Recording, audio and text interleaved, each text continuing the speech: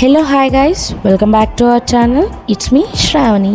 So ఇవాళ మా ఇంట్లో టిఫిన్ వచ్చేసి ఒక సమ్మర్ స్పెషల్ రెసిపీ అని చెప్పచ్చు.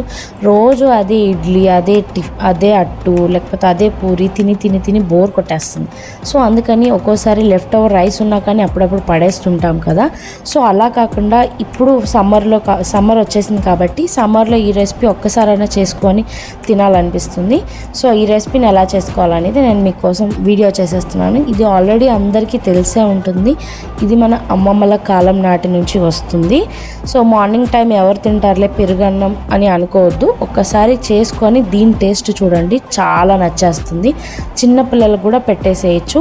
ఇది తింటే మన బాడీలో ఉన్న హీట్ని కూడా బాగా తగ్గిస్తుంది ఈ సమ్మర్లో.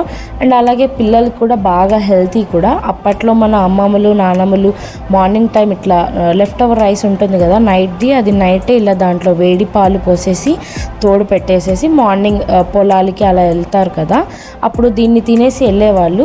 వాళ్ళు మార్నింగ్ నుంచి నైట్ వరకు ఎంత గట్టిగా ఉండేవాళ్ళు. వాళ్ళకి అసలు నీరసం కానీ అలసట కానీ అసలు ఏముండేది కాదు. ఎంత పని చేసినా కానీ అలానే గట్టిగా ఉంటారు మనుషులు. సో ఇవాళ మా ఇంట్లో కూడా ఇదే టిఫిన్ అనమాట. ఏం చేస్తాం పద్దాకల టిఫిన్స్, లేకపోతే అట్టు ఇడ్లీ, దాని బదులు ఒక్కోసారి అన్నం మిగిలిపోయినప్పుడే అని కాదు, అప్పుడప్పుడు అన్నం ఇలా ఉంటే కనుక ఇలా చేసేసుకోండి. మనం వేడి అన్నం కూడా ఇలా వేసి చేసేసుకోవచ్చు.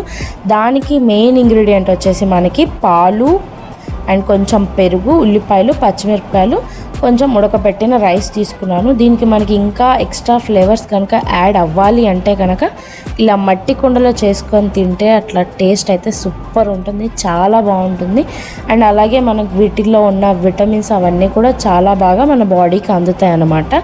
సో ఏదో చేసుకున్నాం అనే బదులు ఒకసారి ఇలా చిన్న మట్టి కుండ తెచ్చుకొని మన ఇంట్లో మిగిలిపోయిన అన్నం ఉంటుంది కదా, దాన్ని దీంట్లో వేసేసుకొని కొన్ని పాలు కొంచెం పెరుగు వేసేసుకొని ఇలా చేసుకొని రేపు మార్నింగే తింటే కనుక చాలా బాగుంటుంది.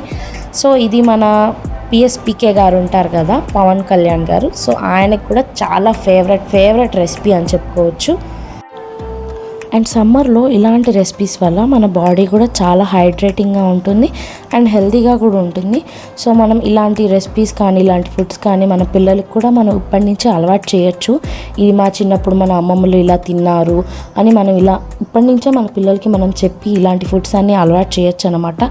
అసలు అప్పట్లో మన అమ్మమ్మలు కానీ మన నాన్నమ్మలు కానీ ఇప్పటికి ఒక 90 years దాకా ఎట్లా బతుకున్నారు అంటే ఇలాంటి మంచి ఫుడ్స్ తినేవాళ్ళు.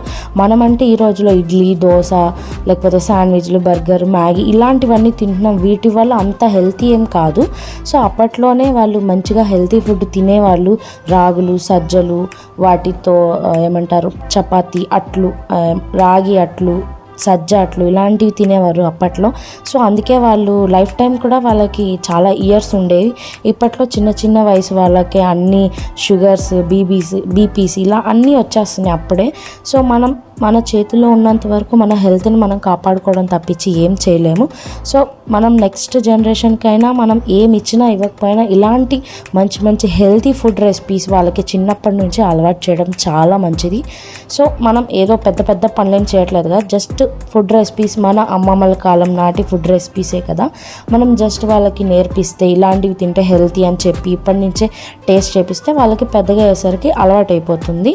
సో మీరు కూడా ఇలాంటివి ఏమన్నా ట్రై చేయండి. మీకు కూడా ఇలాంటివి ఏమన్నా తెలిస్తే మర్చిపోకుండా కామెంట్ సెక్షన్లో షేర్ చేసుకోండి. మేమైతే దీన్ని చద్దన్నం అని అంటాము. మరి మీరేమంటారో కామెంట్ చేయడం మాత్రం మర్చిపోవద్దు. సో ఇలాంటి మరిన్ని వీడియోస్ కోసం మా ఛానల్